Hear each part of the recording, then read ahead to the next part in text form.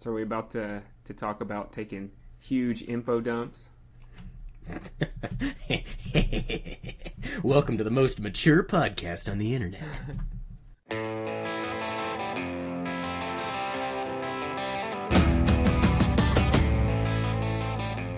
Hello, and welcome to this episode of the Alien Familiar RPG Podcast. I am Clayton. I'm Eliot. Kyle Ass Slapper Perk? No, don't call me that. I don't like that. I'm Kyle. Hello. Before we get started, you can find show notes and more at alienfamiliar.com. You can email us at alienfamiliarmedia@gmail.com. We are on Facebook at facebook.com/alienfamiliar. And if you would like to help us out with supporting the show, you can do so at patreon.com/alienfamiliarmedia. So if you enjoy our content and would like to help us out with hosting costs, any help you would be able to give us would be greatly appreciated. Thank you for joining us. Today we are going to be talking about disseminating information, the flow of information, avoiding info dumps, finding fun ways to convey information between the DM and PC, the PCs and the DM, and the PCs to PC. So, this is always something that I always struggle with, to find the right balance of how much is the right amount of information to give players at the beginning of the game.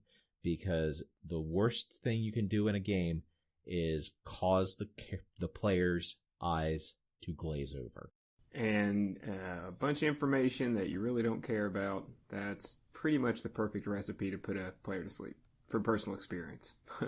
Yeah, I'm gearing up to start a new campaign, and my original inclination was to just print out the first, 5 pages of the book. It's a digest size book, and the first 5 pages are give a very brief history of what's going on in the world.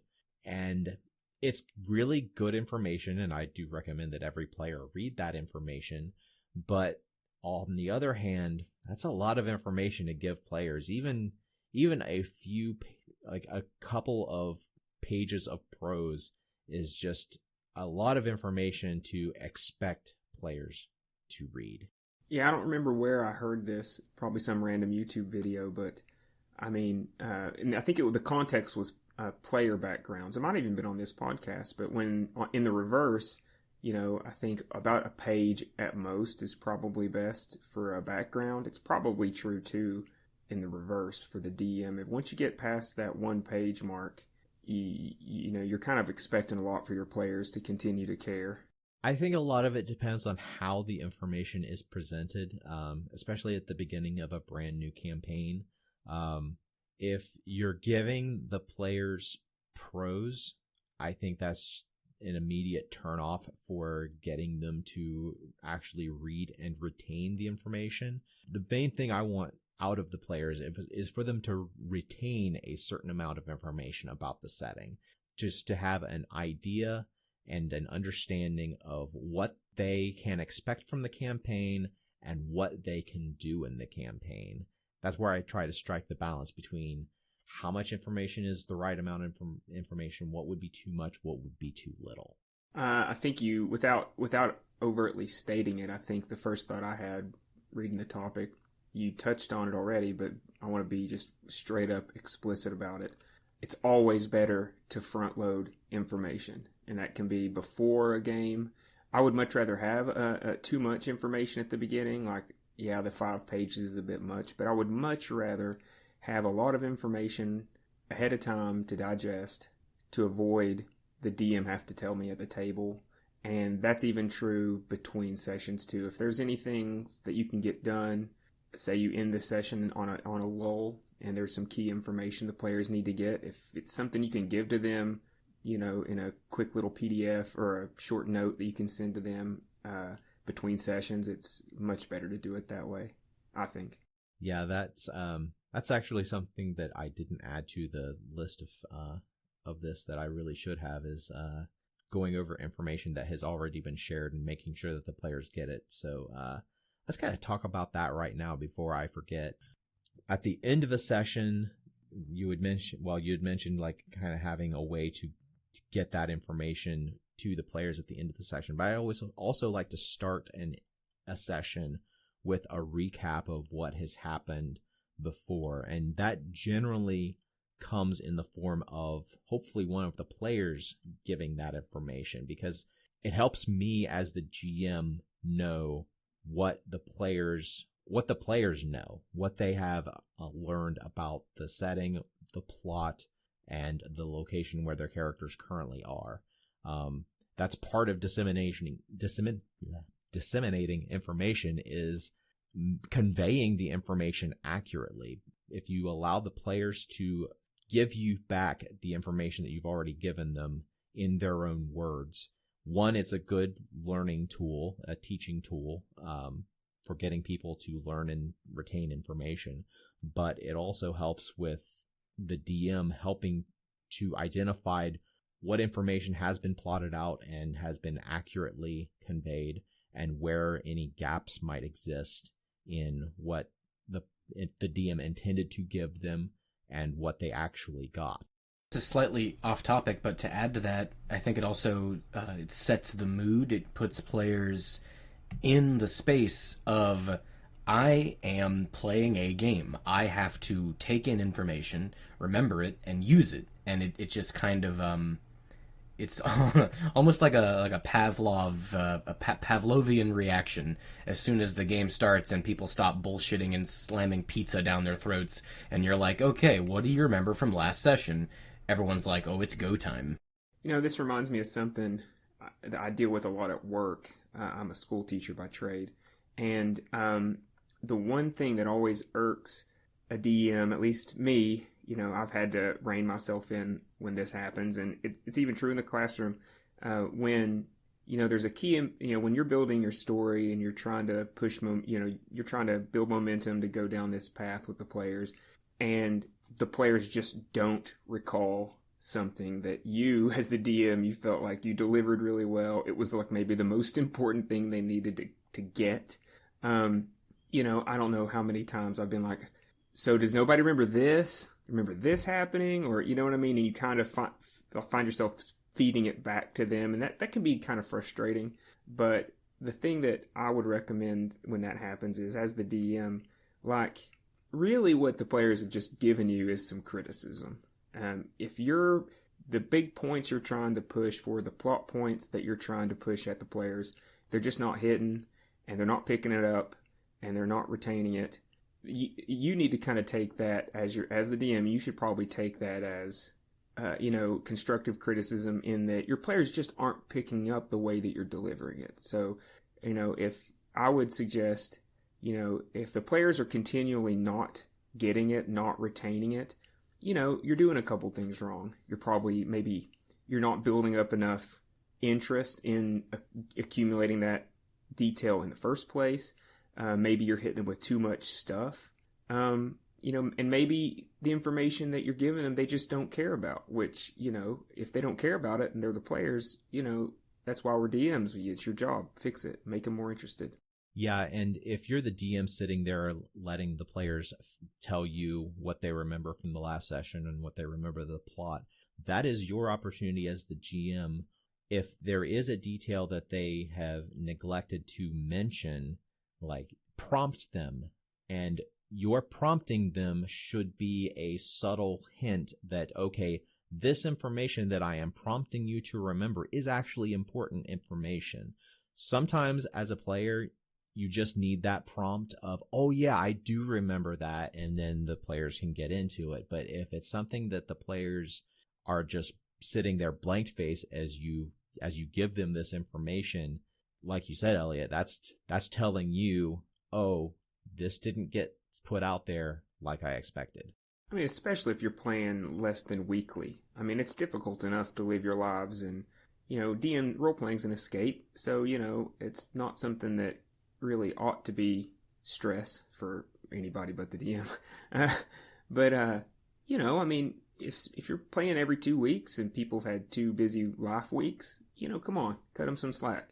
I mean, really and if you're thinking playing through the multiple sessions, and this is just a better question, how much information should a DM deliver on a session-to-session basis. Like if you're thinking about it like a bullet point, how many bullet points worth of information they really need to retain should you be delivering as a DM? What do you guys think? A lot of that depends on the type of campaign you're playing, I think. If it's like a mystery investigation focused game, there could be a lot. There could be an entire like Pepe Sylvia, yarn on peg board full of information potentially. And I guess there's different types. Oh, go ahead, Clayton. I was just going to emphasize that if you are having a campaign that has a lot of important plot points, I would recommend spreading out the most important plot points and not having just a session where the players are told all of like a whole bunch of information about what all is going on. If it's a campaign like Kyle was alluding to, having one major piece of information get out per session about the main overarching plot, it paces it out so that each session they are learning something new, but they're not just being inundated with a whole bunch of information. If you have them, if you're having them recap and that main piece of information is not there, as the GM, that should be something that you prompt. If you're the DM and they hit on that main piece of information, you are entirely on your right to say yes and point out that particular clue is there and emphasize it. The thing you don't want to do as a DM is emphasizing all of the clues that are not immediately important for what is going on in the story. Like as GM, you don't want to be prompting them to remember a whole bunch of useless things that aren't going to come up later on in the game. Would you count info dumps as dumps? Can we just give a little time to say we're going to use the word? I love that we're using the word dumps a lot. Would you think tangents? Would you consider those info dumps too? Because that's something that is a pet peeve of mine because I do it as a DM and I hate it whenever other DMs do it to me. It's that, when you're busy creating a world, maybe you've done a lot of work on this stupid little inn and you know every single NPC and you just think it's awesome and you're proud of yourself. And it takes you 30 minutes or whatever to walk your players through this, and you're given all this descriptive information and then you look at the players and they're all asleep. Like, is that an info dump or is that just, what do you guys think about those kind of tangents that DMs tend to do sometimes? I think it's misplaced emphasis. It's misplaced in that the DM is putting a whole bunch of emphasis on something that the players don't feel is important, and either the DM is not doing something that actually makes it relevant to the players, or the DM is putting way too much into this particular thing way too soon. As you described it, and you've described for 20 minutes what this location is like, and that's way too long for a DM to talk without allowing the players the opportunity to do something proactive, or even, not even something active, just declare what they are doing and how they are interacting with the environment. The players will tell you whether or not something is interesting, or whether they find something interesting. Will they? You mean like by them latching onto it? I assume you don't mean the players are immediately going to tell you that thing you just said, that's what we want to do. At least I find that they don't. I don't know. Yeah, I meant figuratively. They will tell you that whether or not they find something interesting, because the players will interact with the things that they find interesting. That is true. I agree with that. You mentioned you saying that, KP, just really something I had in the back of my mind I want to touch on too is you're not gonna. The goal isn't to entertain everybody all of the time. In the most recent game that I ran, I think a good example was, I think that Clayton, as a PC, knew the plot points that I had, given out from week to week better than I did. And, there's always going to be that one or two PC who is investing enough to record, record the session, take notes, remember names, inventory lists and all that stuff. There's going to be a difference from player to player how invested they are just in the role-playing experience at all. And just because there are going to be times when, as a DM, you're doing everything right and rolling information out to your players, and just some players don't care. And so don't overinvest too much in, your self-image as a DM or whatever if not every single person's engaged with, the information that you're giving them.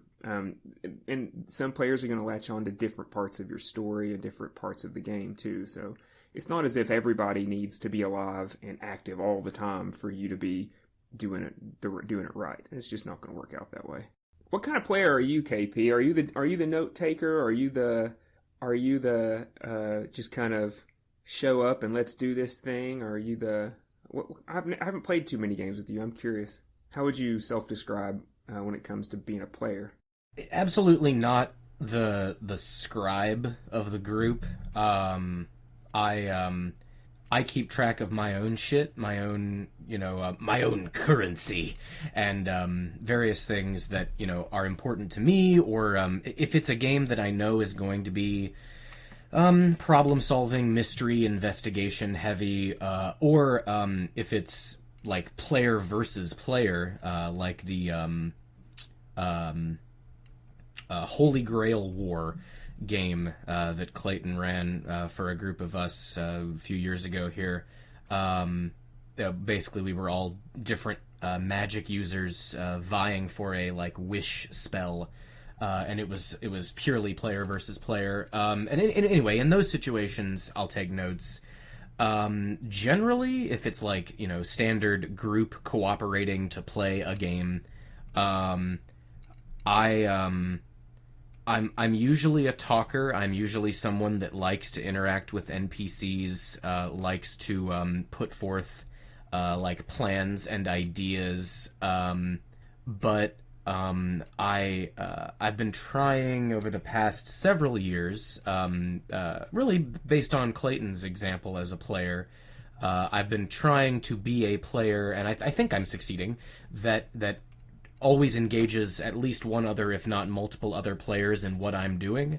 I get really uncomfortable, and I really don't like going on solo or I'm using this word lightly, selfish, jaunts, side adventures, or even if it's the main adventure, doing something by myself doesn't feel right. I mean, this is a collective fucking shared fantasy space that we're all experiencing together, like some kind of drug-free hallucination. And if I'm going to do that with people, I'm going to do it with people and not alone. Oh, absolutely. I think that's key etiquette. I think that a lot of people don't agree with, but I'm definitely on that same vibe. I wouldn't say people disagree with it. I would just think that most players don't think of it when they are in the moment. Most players don't think of it, period. And even a lot of good players don't think of it in the moment. Thank you for praising me for being an example for you to do that. Get out of here, you piece of shit! I hate you. But that is the culmination of me taking a very active role in doing that myself. Whenever I spent the first 10 years of my role playing career being the type of person who did things on their own and didn't invite players along, it became something that I grew into, where I realized that, like you were saying, we're playing a group effort, a group game to have fun, and this group game that we're playing to have fun is not fun or a group activity if I'm doing things by myself. Yeah, absolutely. I mean, and it's also very, it's funny. I went through a spell a long time where I never played games, but I played a lot of games when I was in my teens, and I played sporadically in my 20s, and then the last year or so I've been playing a lot, and I've at various different tables. It's almost like I'm the type of player that I step into the role that needs to be filled, So if I'm at a table where, there's just not a whole lot of people investing and I see that that's happening, I will definitely be the good note taker. I'll be the person that scribes and try to keep track for the team, but mainly for the DM to show that somebody's got to do that. But playing with somebody who's better at it, I always appreciate it whenever there's somebody who is willing to take on that role, because I don't do it well, and it's not my preferred place. I'd rather just keep notes for myself, but it is essential, and I think that it's the DM deserves enough respect that if nobody else is willing to keep track of the story and take notes on the plot points, somebody's got to do it. So I'll do it if nobody else will. So we've talked a lot about like the DM to the player and like making sure that that's a direction that the information is actually flowing to, and the DM getting confirmation from the players about that the information is being accurately conveyed. What about from the player to the DM? I think it's just as important as a player to let the DM know what you're thinking, what you're wanting from the game, and what you are expecting from the game. That's something that I've, particularly over the past few years, I've definitely changed the style of gameplay that I'd use as a player. Unfortunately, I've played in quite a few games over the years where the DM is not worthy of 100% trust in making a fun game for all of the players. But if you do, the players should try to trust the GM. And as a player, one of the ways I try to engender that trust in my GM is I explain to my GM my character's way of thinking, and I try to use that as a way of emphasizing to the GM, this is the way that I am expecting this fun game to go. This is what I'm expecting from you as far as plot, as far as interaction with the important parts of the setting. This is also me telling you what I think the important parts of the setting of what the setting are. Like whenever I give back the recaps at the beginning of the session, whenever I'm a player, I am telling the DM, these are the things that I'm having fun with. These are the plot points that I am engaging with, and that I'm wanting more of. This is the type of story that I'm wanting more of. Because I've also been in games where I'm just not engaged with the story. I give very, very sparse recaps whenever I'm a player in those games. Ooh, that sends me down a tangent. I don't know. I don't know if I want to go in this direction, but I will, because, that's so important. Whenever a DM, depends on the DM, right? There are some DMs out there who are doing it for different reasons. And I think, at least our conversations, we're kind of the same mind about what DMing and gaming is aimed at. But I've certainly sat down with DMs who don't share the same philosophy. It's very narrative driven and railroady, I guess you could say, and there's nothing wrong with that. That DM, sometimes you just gotta know your players, you gotta know the DMs you play with, and understand the types of stories they tell. And that should, if you don't like the way that a DM runs their sessions, that should maybe influence your decision to play. And if you decide to sit down at a table where the DM plays, maybe runs in a style that you wouldn't, it's kind of up to you to find your fun. Expecting a DM to change for to suit your style maybe is asking a bit much. But in the games where you can't really trust the DM 100%, you kind of have two choices, right? You can either help them or you can kind of dunk on them. And usually I try to, if the DM's not very receptive, I usually try to make my own fun, and sometimes that's not always good for the DM. Yeah, I've been the DM where the players try to, quote, make their own fun, and that usually tells me whenever that happens, the way I interpret that is, oh, I have fucked up here because I'm not, the things I'm presenting the players with, they're not having fun with, and so they're going to find their own fun. And usually when that happens, the way they find their fun is finding ways to completely screw up what I have so far established. 100%.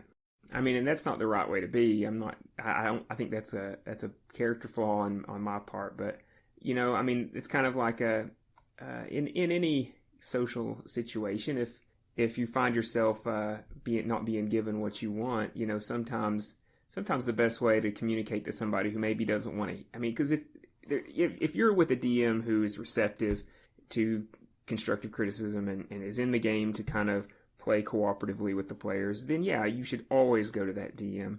But if you find yourself at a table where it's like no matter what you do, you tend to never be heard, maybe sticking a fork in the eye in that ally that isn't your favorite, or going straight at the big bad who's supposed to be hidden away in a tower, maybe that'll get the message across that maybe the game needs to be readjusted a little bit. But hey, I mean, honestly, why are you at that table in the first place, right? Yeah, I would say anytime that there's like dealing with children, anytime that there is a huge disruption coming directly from your players, that means that there is something going on that they're either bored or they're not happy. And as the GM, you need to be able to recognize that sometimes this is something that is entirely your fault, but you also kind of need the wisdom to be able to recognize that sometimes some players are just like that, and they need some sort of a structure to keep them from doing that. And there's nothing wrong with asking a player to leave your game.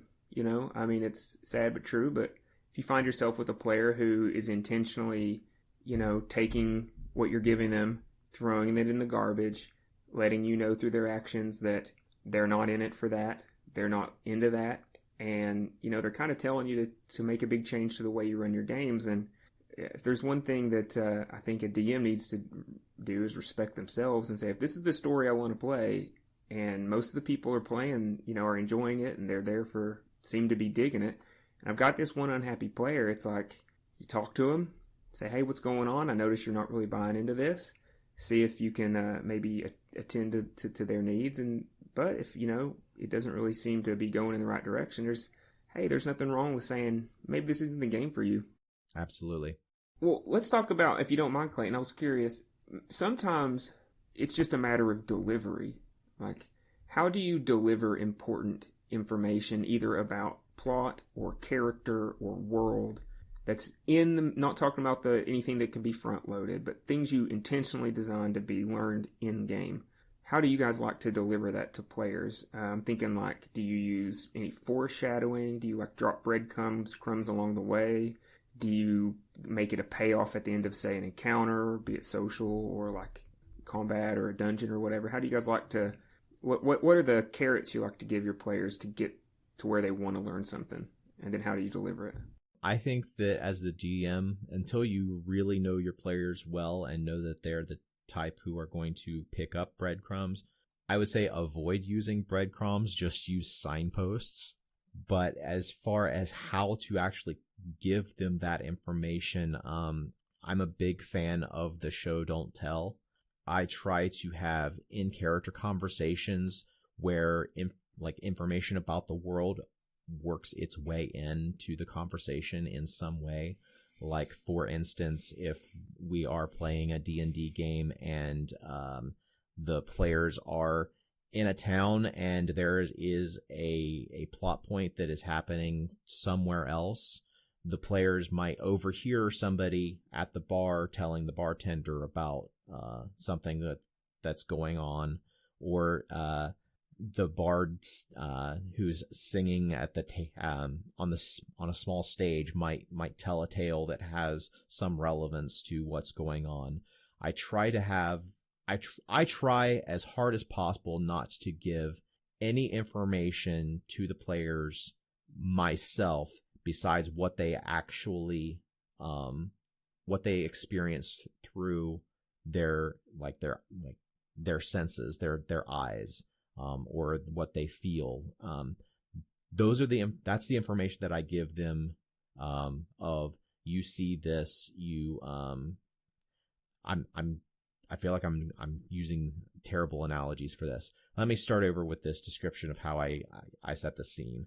So if the players go into a tavern and there is information about a plot that I want them to learn, I do not give that plot information in this is what your player characters hear. I try to have an NPC who conveys the information in a way that is unique to that NPC. Whether it is a character talking to the bartender and they just happen to be passing along a little bit of gossip about the next town over, or whether it's a bard performing on the stage, they might be singing a song or something that has some information that the player characters might be able to use about a dragon that is rumored to be sleeping in a cave outside of town or something like that.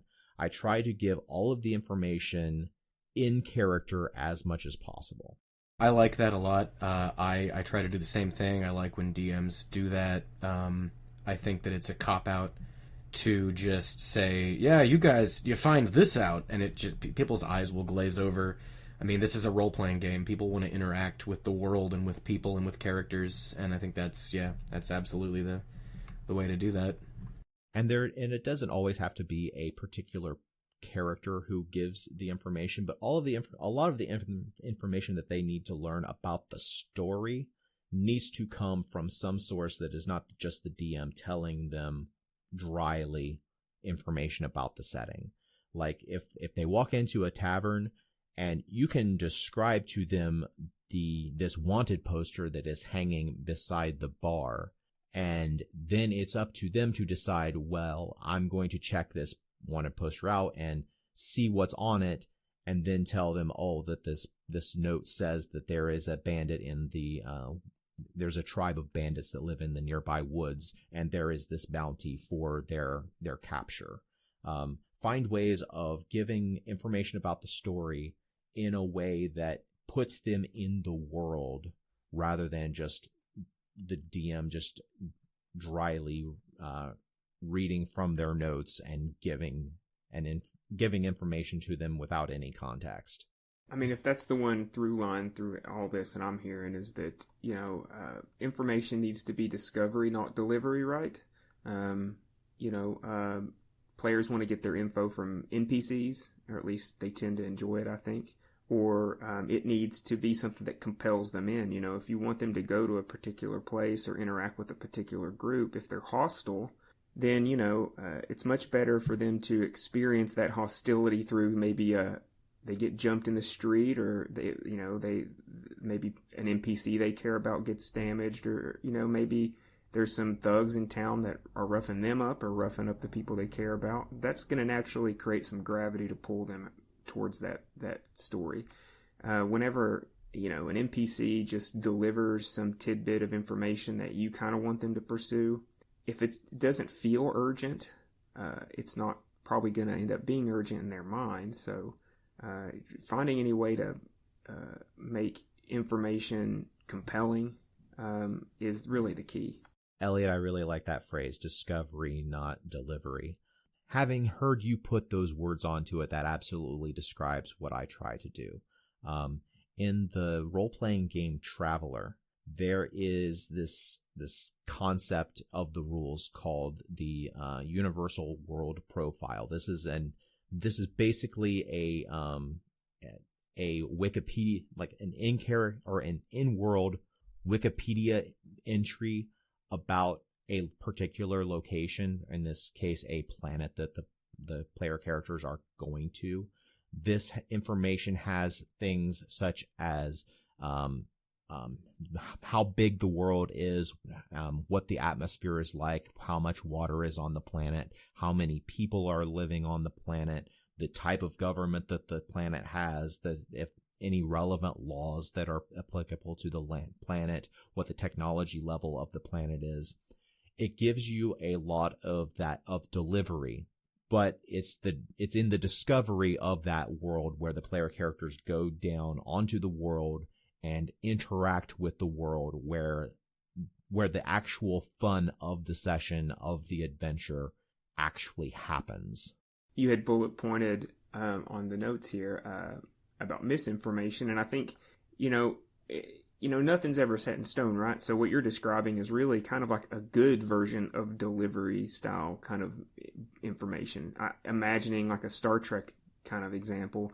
Anytime they roll up to a planet or a nebula or whatever, it's like Stardate whatever, and then Captain Picard usually delivers the context in which the show's going to go down, and it always works that it's like, well, here's what we thought we were going to find, and then the whole rest of the episode is figuring out that, oh crap, something's not right, and there's a bit of misinformation or things have changed, and then the enjoyment of the show comes from them negotiating, how to fix whatever problem that has made the original assumptions wrong. And so there's nothing wrong with that. To me, is fine. You're going to have to deliver information to your players just as a matter of course, or else they're going to get bored, right? If you're walking through a forest, you need to give them a little bit of interesting descriptions. Or if they're coming into a new town, they want to know what it looks like. So it's not as if, you have to you're constantly painting a picture for your players. It's a matter of balance. Like, when does it go too far? Like, setting the scene is totally appropriate with description. But then what the players do with the scene is whenever you want to find a way to, for them to discover what you want them to find, right? I find that a nice, like, succinct but interesting description of like a new town goes a long way. Don't ramble, don't go too long with it. But players not only have people come to expect that, I believe, in these games, they expect the DM to spend a minute describing this portside town and the salty people in it, whatever it might be. And so I find that to be 100% okay as long as it's not too long. And then this ties back in with something from a few sentences ago, a few minutes ago. One of the few times that I'm okay with a more like bullet pointed, or like, I don't want to say dry info dump, but like something that isn't exactly super flavorful, is if a player character knows something about this new town you've walked into. They've been here before, they're born here, or they know something about a thing that they're going to interact with, and that human controlling that player, controlling that character, they might not know anything about that town, but their character does. So you can quickly, here's information, blah blah blah, and then you expect that character to rephrase that in their own voice and make that an interesting PC to PC interaction. I like doing that quite a bit. Oh, 100 agree. Yeah, and it allows the DM to a different method of getting, and well, if you do it with a player who is a good role player, you're giving the information out to one particular person who is not the GM, and then that particular player gets to contextualize the information they've been given, and then spread it amongst the other player characters. If you're doing it in, like, if you're passing them a note, but I've also seen where the GM just kind of says, okay, here's what you know about the area, but says it kind of to the party as a whole. And more often than not, whenever you do that, it just kind of becomes this a situation where the one player who has gotten the information just says, okay, I convey that to the other players, and it ends up being incredibly dry. That's something I have in my personal notes for this session. It really sucks. You're damned if you do and you're damned if you don't, because it sucks to have a player take what you just said to them, and whether it's a new town you're entering or information gathering, whatever it might be. And it really sucks to have that player be like, yeah, I share all that. Like, that does nothing for no one. It's horrible. But it also kind of sucks to expect that player not even kinda, it sucks to expect that player to rephrase the information you just said like it's some kind of oral exam. Neither option is good there, and it's challenging to make that work. Do you guys have any thoughts on how to do it right? I think you're doing it right if you let the player know that as the GM, you're giving them these pieces of information, and I the GM am trusting you, the player, to pick out the things that are most interesting to you and convey that information to the other players.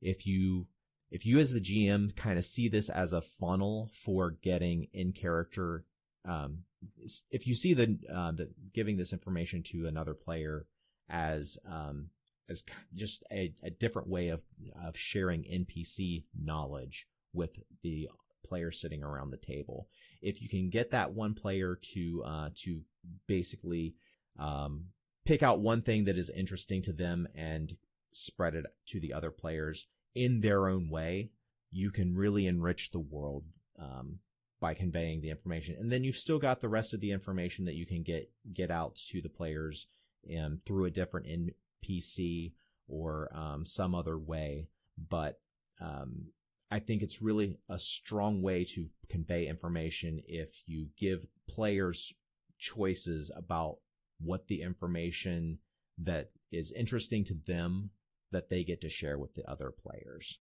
Yeah, I mean, the whole "and then I just convey what you just said to me" thing, I mean, that does feel bad, but I think it's a byproduct of the role-playing game experience. And if you're like me, I don't like to go away with a player if I don't have to. So there are certain situations where it just so happens this is the one NPC that gets this information.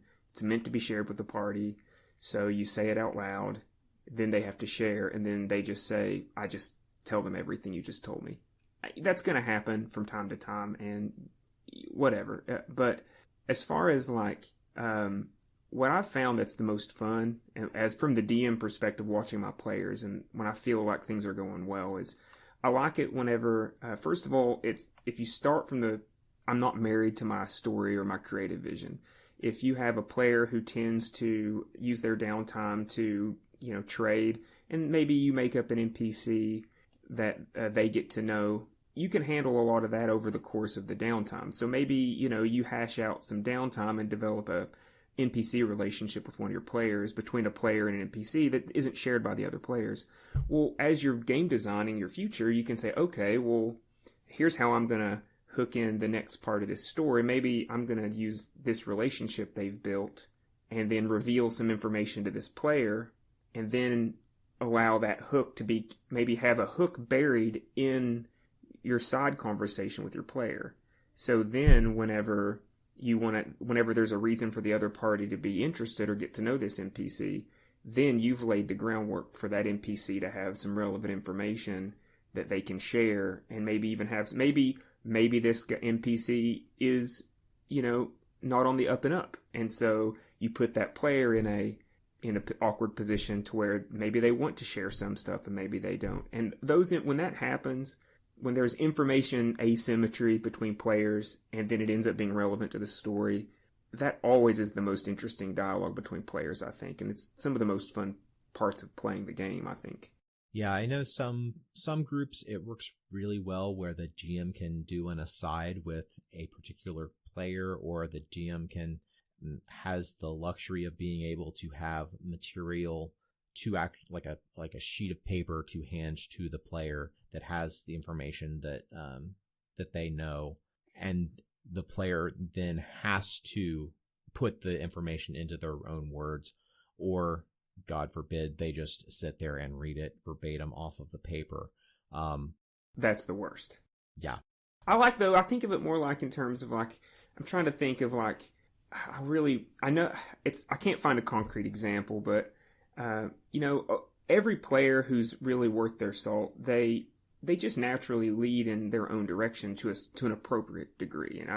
And so just if you can bury a hook somewhere in a relationship with either a location or a group of NPCs that maybe one player knows better than the others and they feel comfortable enough describing it, then Like, I mean, in that situation, it's almost like you wouldn't even have to hand that player a sheet.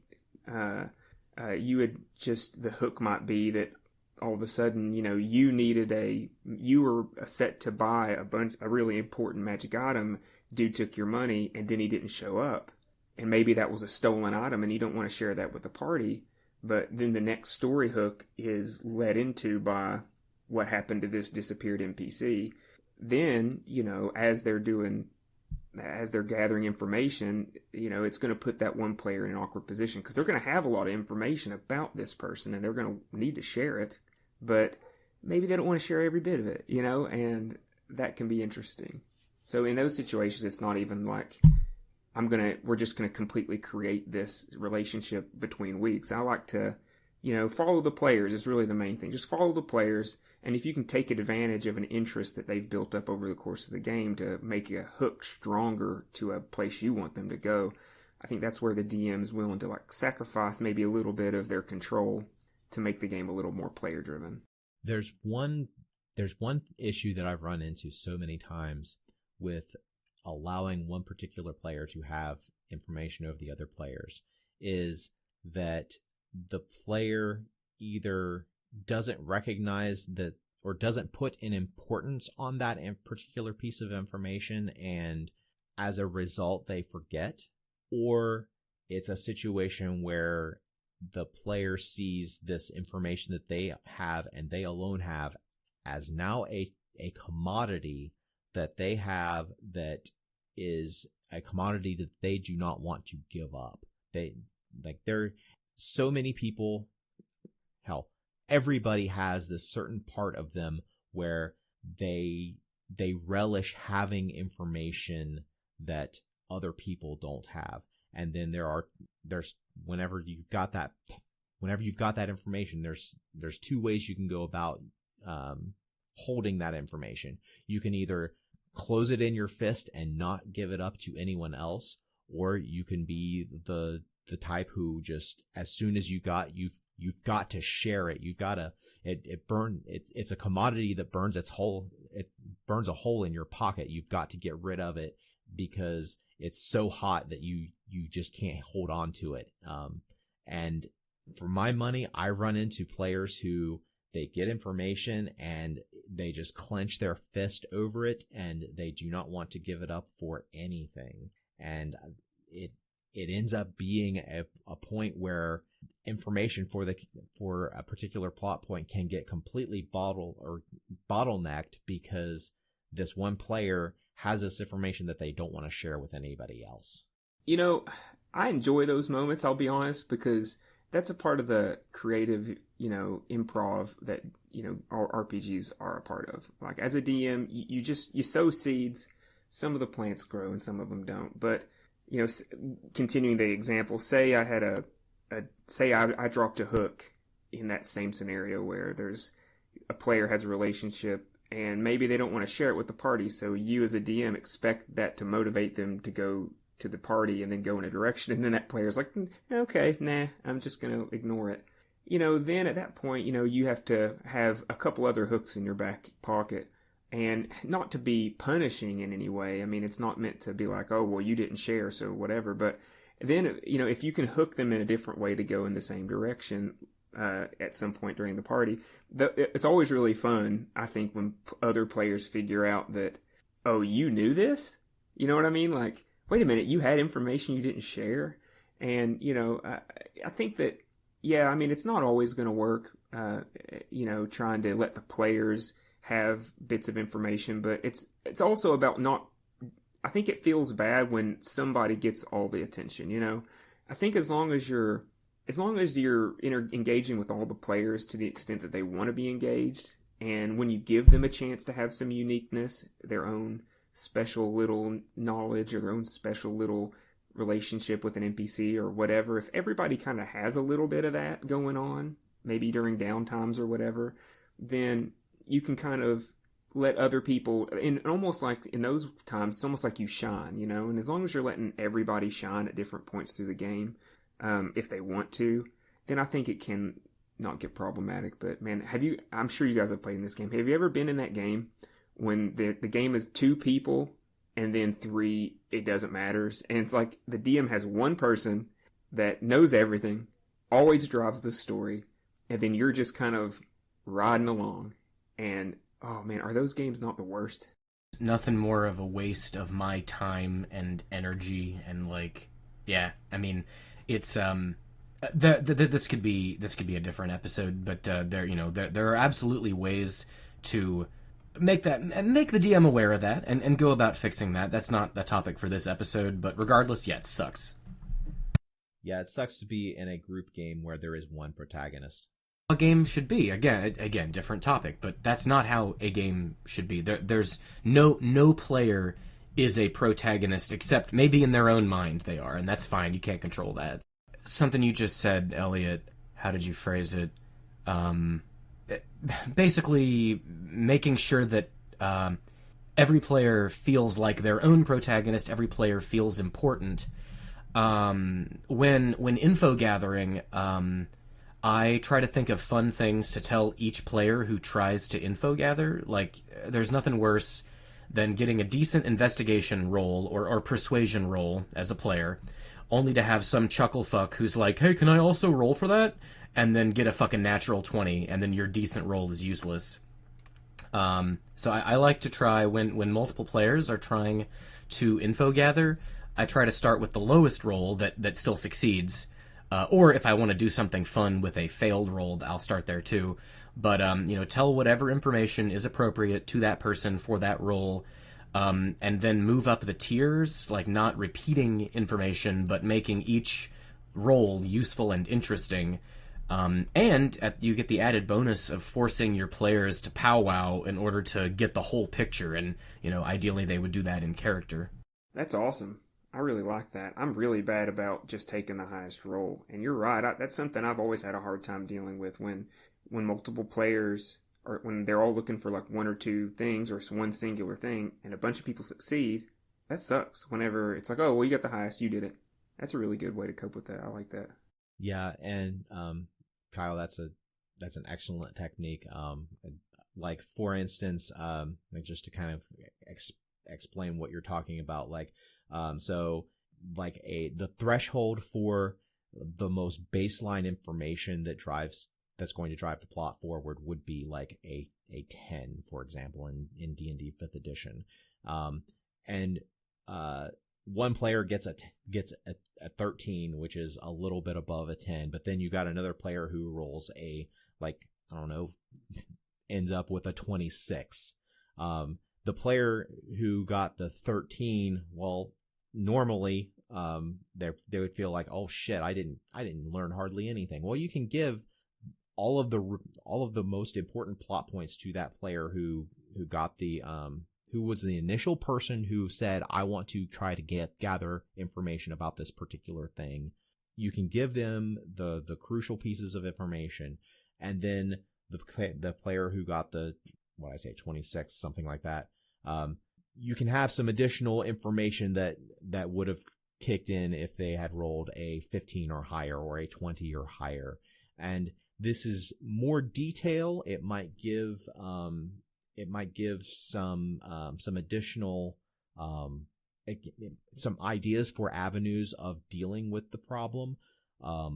That way all the players have information that is crucial, and they all have, options that they are bringing to the table whenever it comes time to make plans for what are we going to do with the information that we've gathered. It'd be hard to do in my mind, but yeah, that is definitely an aspirational goal for me. Skill rolls are just in general pretty hard to make everybody feel a part of. Yeah, I like that. Good stuff. An example that jumps into my mind. So, for instance, the players are making a knowledge roll to identify what this particular element is that they have found at a crime scene. Well, the player who rolled the 13, they might learn that it is some gunpowder that was definitely homemade because of the way that the grains of the gunpowder are they're not the consistency that a manufactured gunpowder would be made to be. And then the player who rolled incredibly high, like the 26, they might know, oh, well, this is a particular type of, the composition of this gunpowder is a little bit off. There's a little too much sulfur in this gunpowder, and not enough saltpeter or something like that, where it is information that can then give the players plenty of ways to go about finding out, well, who would be making their own gunpowder. And you also have the added information that, oh, the person who was making this, they have the more vital information of, okay, they know about making their own gunpowder, but they don't know the exact proportion. So it fine tunes the pursuit of the investigation forward in who the player characters might be looking for as they're doing this investigation. Love it. Stealing it, for sure. And that's more of a habit to get into as a game master whenever you're designing these clues to give out. Whenever I try to do a campaign, or whenever I try to do particularly an investigative scenario, I do try to follow the technique that Kyle just brought up, of having the different tiers of information for the roles. It's just a part of my prep now. Can we talk about magic real quick before we wrap up? We're getting a little long in the tooth, but I've found that, especially playing in D&D with high-level magic, once players can get scry and just divination magic at a high level where they can just pull facts and pull information out of thin air, say with a crystal ball or other spells, I find those to be really difficult to DM. What, have you guys had any experience with stuff like that? Am I doing it wrong? Let me give an experience. I absolutely love it because I can just cast a spell and I can know with absolute certainty who performed a murder, and there is no way that my spell fails, and it really puts the GM on the spot to just give me the information that I need in order to come to the conclusion of this adventure. So I love it. I'm describing an exact scenario that my character had in Eliot's game. Oh yeah, I mean D&D is its own beast once you get past level 10 or whatever, but man, those 5th, 6th, 7th level spells that gain information, oh man. Like, you really, really need to be conscious of your players' spell lists in that particular, in that particular vein when you're even setting out to create your storylines. Because I made that mistake really bad. I didn't really know your all spell lists to the T. And it happened to me so many times when a spell would just cut to the chase. And I mean, that's not always bad. It's just, it can be really, really uncomfortable whenever a player casts a spell that completely takes all the mystery out of a scenario. It's tough. There's a mindset that whenever you're having access to these types of things, there is a mindset shift that is happening in the campaign. You're no longer like just detectives. Now you're fucking playing Sherlock Holmes. Sherlock Holmes is not going to be tricked by some they're not going to be tricked up on some little clue and try and not know where to go with it. The scope of the game has shifted by the time you start having access to these high level spells, and the game is not about you just being these low level sleuths. You're now the type of person who the adventure is not about the individual clues. The adventure is about what in the world is going on, and you're in the big leagues. You're hitting the home runs now. It's your bad guys need to be really aware. I mean, that's another thing. You have to really, when you're plotting out a high level campaign too, you really have to take into account that your players have to be going toe to toe with the biggest, baddest, meanest, strongest, smartest, situations and bad guys, and they would know. if wizard character could cast this or that spell. So, I mean, it feels bad to say that you can't see because it's a magical force, but absolutely, if a bad guy's trying to get over on a high level group of characters, they may seek out a magic item that obscures their vision in some magical way. Why would they not do that? I mean, it kind of takes that spell away a little bit, but I mean, isn't that what a smart bad guy would do? Yeah, and at any level, the crux of the adventure should not be how. The crux of the adventure should be why. Finding out, like, the pieces of information that you are learning, whether you're using some high level magic or whether you're just using non-magical means. The information that you are learning should feed into the adventure, not in, oh, this thing that is happening is interesting because of the elements that are the individual things that are going into it. The things that make this adventure interesting are the motivations. And these divination spells, even the high level ones, they don't give you insight into why a particular person might be trying to assassinate the king. And that should lead to further adventure rather than leading to just a definitive answer. I kind of see that as the evolution of using higher level magic and mitigating its use in the game. I don't know if I'm making sense. No, yeah, for sure. I kind of see using high level magic pretty much analogous to in a modern day setting, using like the internet or any other high information medium to gather information about whatever the player characters are needing to investigate. And particularly with like using the internet and stuff like that, just because there's information on there doesn't mean that it's relevant information, and it also doesn't mean that it's automatically accurate information. Like, you can get on Wikipedia and you can read a lot of information about a lot of different topics, but the particular information might have a couple of important gaps in it, or it might have crucial elements of it that are incorrect. And that's coming from a person who believes or who is aware that Wikipedia is often more accurate than a book encyclopedia, for the very reason that it is constantly updated and constantly curated information. And the information, whenever you're looking at a published book encyclopedia, that information may have been initially more researched, but a lot of times the information just ages, and it loses accuracy as it ages. Things change, information changes, and that's something that can be reflected in the way that your characters research information, especially using modern day information gathering techniques.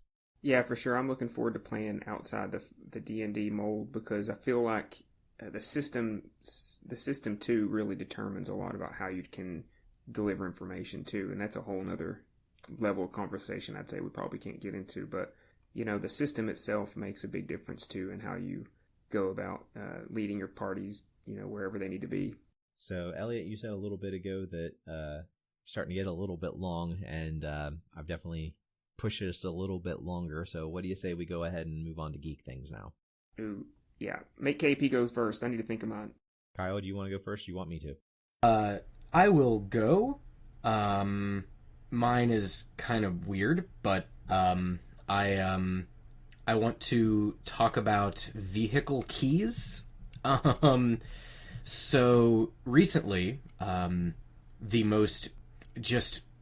worst key in my life to lose is the one that I lost. It is a motorcycle key to a 93 BMW R100 GSPD. Cool bike.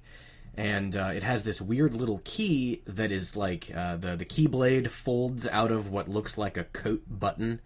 And I hadn't been able to locally find a locksmith to make a copy of it, and I had been slacking on going to a specialty shop in a larger city. And yeah, that was a mistake. I lost the key. Tried a metal detector that I borrowed. I tried a magnetic job site cleaner, like cleanup roller that I borrowed. Nothing. Come to find out, and I never knew this, not all vehicles, but some. I know that BMW does it, Kawasaki does it.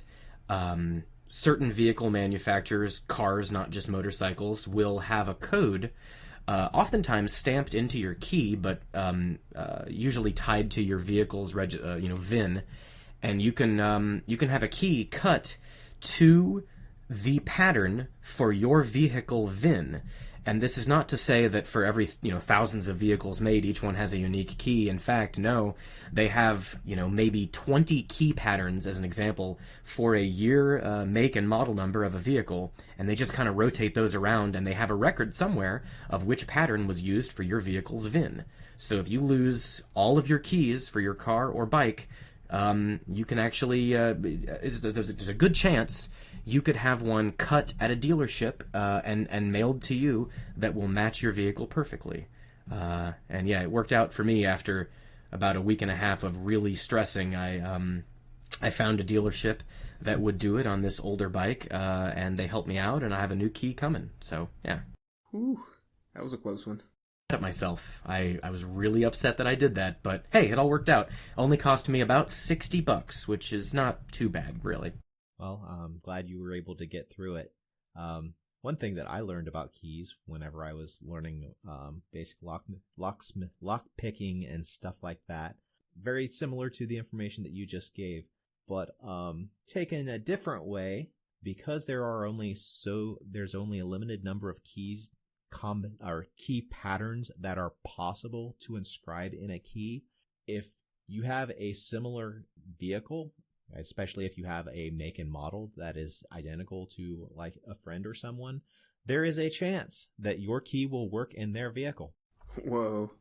Isn't that wacky? Now you're going to make me sweat the fact that every time I buy a car, it seems like there's a million of them on the road. Like I just bought a Jeep Cherokee, and I mean, good Lord, it seems like every other car on the road is a Jeep Cherokee. What's the name of that psychological phenomenon where once you know of something, you start to spot it everywhere? I know what you're talking about, but I can't think of the name of it. I think I got one if you want me to go. I think I've worked up one. I haven't been engaging with too much new super nerdy stuff, but one thing that two space things that happened this week that caught my attention that's just absolutely amazing that I think everybody should know is on Mars, we not only got the first helicopter flight on an alien planet, which I think it was Ingenuity, the drone, successfully flew on Mars over the week. But maybe more importantly on Mars, the main, one of the major mission goals for, is it Perseverance, the newest lander, was successfully able to use a process. You can look it up. It's famous. It has its own name. But they are able to take oxygen out of the Martian atmosphere and separate it and capture it, which obviously it's important to have oxygen on a planet whenever you breathe oxygen, but more importantly, what that allows us to know is that we can send the material required to make jet fuel, which uses oxygen, and start making fuel, so that when in the future years to come, starships are traveling from Earth to Mars, by the time they show up, they will have refueling on Mars, so they won't have to be it. So that frees up a ton, literally tons of cargo that now we can be assured to send to Mars, and it's amazing. I've been, even though that was two, I'm going to hit you with a third one. Another awesome thing that happened this week in space is that NASA officially announced that they were going to contract with SpaceX and begin a lunar permanent manned station. And so now Elon Musk was even quoted as saying recently that he believes that NASA's timeline of having humans back on the moon, creating this manned base or permanent base by 2024 was 100% realistic. So how cool is that? 2025, we'll have a lot of crap going on Mars, and we'll have people living on the moon, creating a moon base. Pretty awesome. That's it. Get me off of this piece of shit planet. Yeah, my dad, I was telling him, and he was not impressed. He's like, well, really, what does that matter, though? Why is that a big deal? I was like, because we'll be able to perpetuate the species when we inevitably destroy ourselves through climate change or nuclear holocaust, Dad. And like, don't you think it'd be important for the human race to live on multiple planets, since it's so possible we'll be able to just destroy this one? He wasn't impressed, but I was.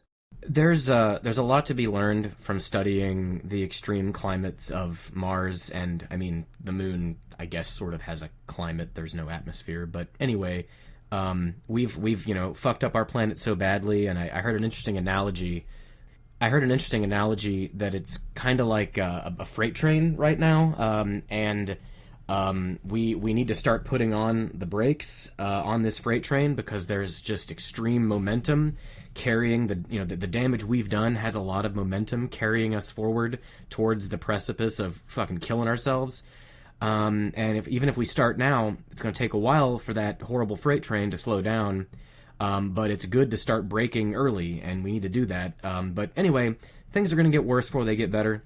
And even though it seems a bit ridiculous to think about getting off this planet that we've fucked in order to go to another one, there's a lot to learn about living in harsh environments that will be extremely useful here. I mean, setting up... Yeah, it seems crazy to think that we could live permanently on a harsh planet like Mars or even the moon, but I mean, that's what humans and life have done forever. That's what life is creating systems to live in harsh environments. I mean, to some creatures, the surface we all walk on is a harsh environment, and they're just fine. They figured out their own niche. Using technology, we can go up and create systems and technologies that there's no reason to think that we can't create a sustained, self-sustaining colony on Mars using the technology that we have and will have. And, it's, if you figure 20, 30, 40, 50 years, if we have a self-sustained colony on a couple different celestial objects, I mean, it gives me a lot of hope that the human species will survive, a little bit longer. Because, we've done a number on this planet. It's easy to be a pessimist. Well, my geek thing, or my two geek things, my first one is a shout out for a friend of mine. He has moved to start doing commissioned role-playing battle maps to make them. You can get a digital copy of it, and you can print it out if you wish, but he is starting to make digital battle maps for D&D and any other grid-based combat system. The other geek thing that I have, that would be Eric the Red, and our Dungeon Master Eric. There will be a link to his website in the show notes. The other thing that I've got is where your guys' geek things have been kind of looking at the present, looking forward to the future. Mine is looking back. It's called it's a YouTube channel called Tasting History with Mark Miller. And what this guy does is he finds ancient recipes for foods that have been enjoyed by past peoples that are no longer made, or foods that are the progenitors of types of foods that we have now, but we no longer make them in the same recipes that were originally made. So he makes them and tries them out, and it's a very fascinating series, and he always publishes a recipe to go with whatever historic thing that he is making. The first video of his that I watched was of him home making garum, which was basically a condiment that was used by the ancient Romans, made from fermented fish. So I would definitely recommend, if you like cooking and are interested in history, I would recommend checking out his YouTube channel, which is called Tasting History with Max Miller. Oh, top notch. Yes, that video. I watched that video. I'm a Roman history fanatic, and I watched that, and it's so awesome. Yeah, it's really cool. That's a great channel. That's really interesting. Does he compare the taste of it to fish sauce by chance? Is it at all similar? I just go watch it. It's really cool. I mean, and the cool thing that you also learn the history of these things, and it's weird to think that this food that nobody makes, nobody would even think about eating it. It looks disgusting when he's making it, but in ancient Rome, it was as common as ketchup, olive oil. I mean, it was big. It was big deal, big trade. There were whole cities, economies based off making it. It was so cool. All right, guys, what do you say we stop this bullshit and start rolling some dice? Sounds good, brother.